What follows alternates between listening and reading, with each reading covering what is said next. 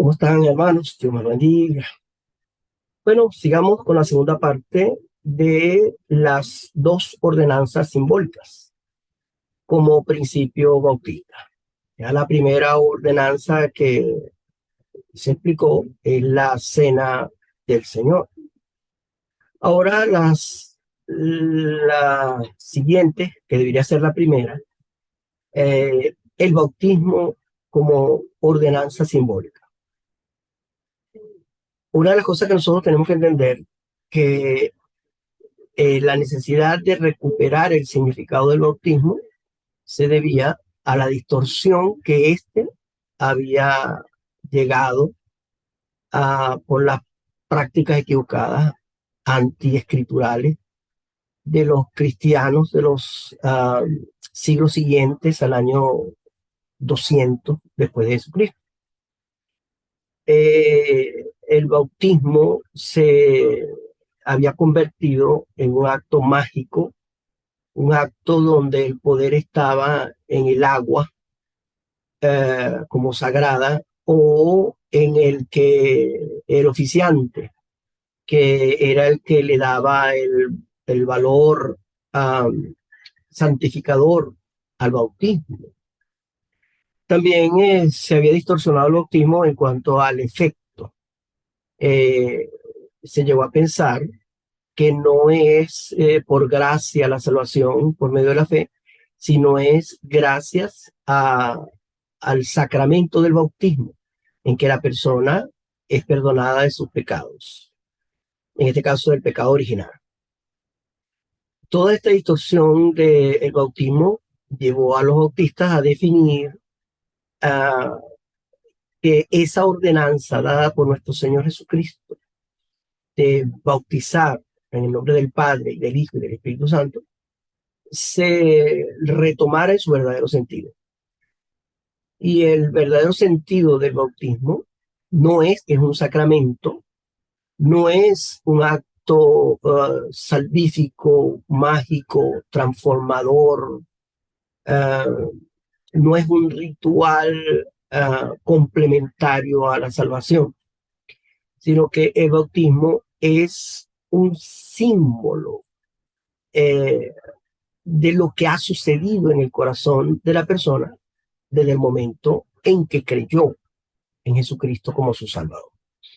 Entonces, el bautismo se convierte en un instrumento de testimonio al mundo, para mostrar al mundo lo que no se ve con los ojos.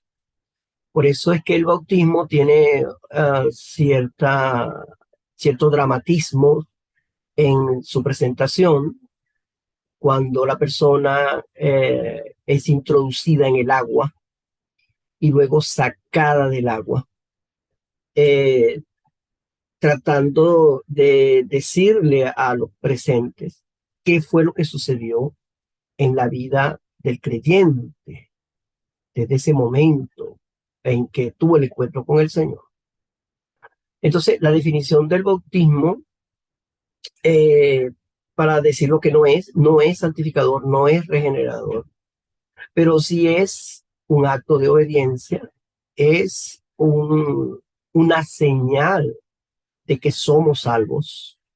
El bautismo no indica que nos salva, sino indica que somos salvos. Porque una persona salva obedece lo que le dice el Señor. Y el Señor dice, cree y bautízate. Si una persona no quiere bautizarse, es porque no le cree al Señor. Así de sencillo.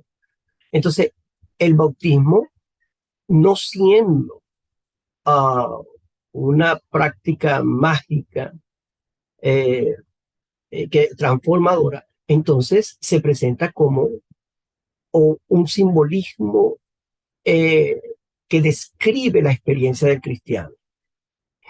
El agua, por lo general, lo representamos como la sepultura.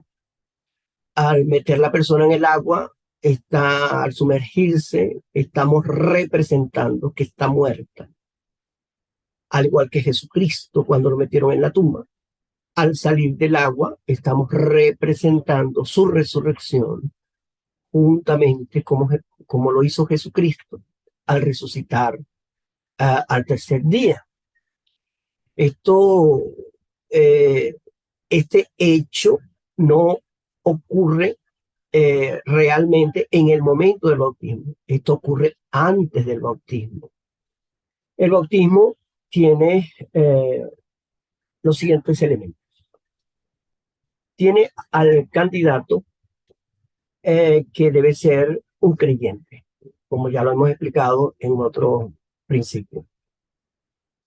Tiene que tener a un oficiante, el que va a ejecutar el bautismo. El bautismo, este tiene que estar autorizado por la asamblea, autorizado por la iglesia, porque la iglesia, como dijimos anteriormente, es la que testifica de que ese personaje es cristiano por las evidencias que él ha dado.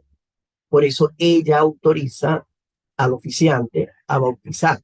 Puede ser el pastor o puede ser cualquier otra persona que la iglesia nombre para el bautismo.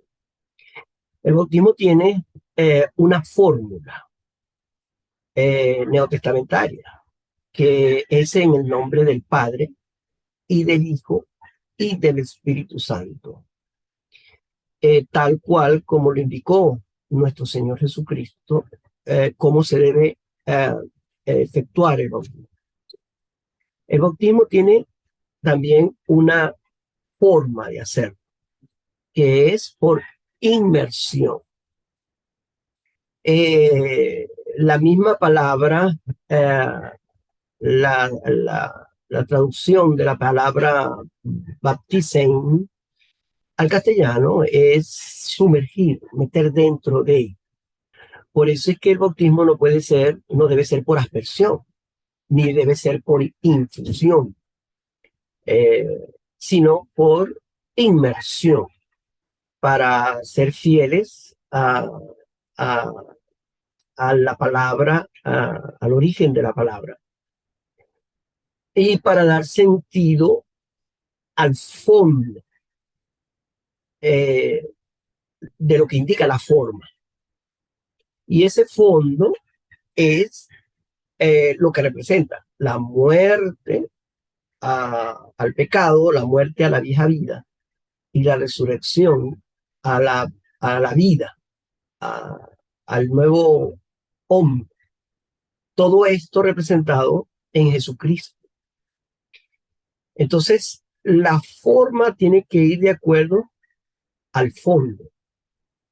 Si nosotros estamos representando de que estamos sepultando a una persona, la forma de hacerlo tiene que ser consona a lo que estamos representando.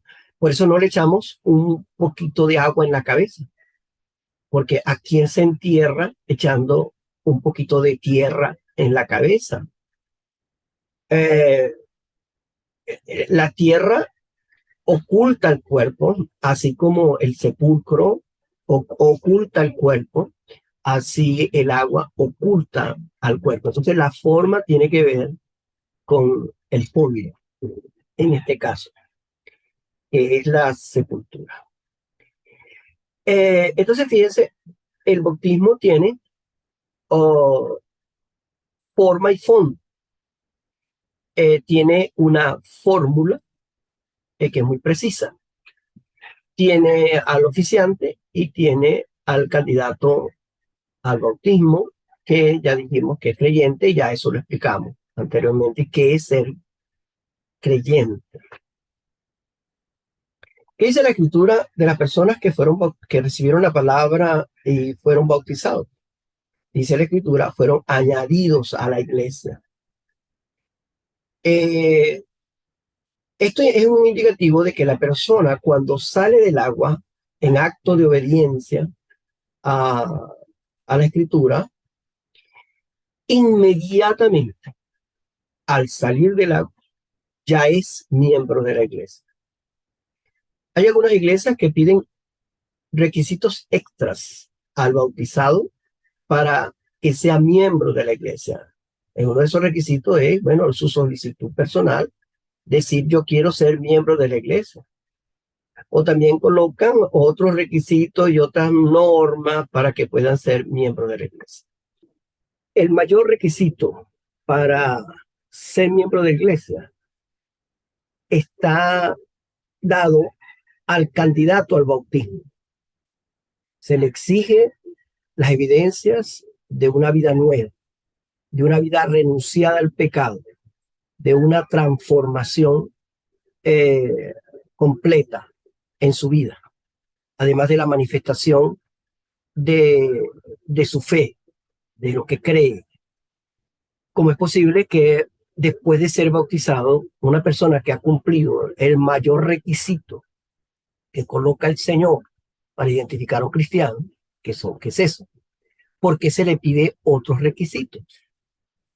Estas solicitudes a la persona que sale del agua después del bautismo son irritas, no deben ser consideradas en la iglesia.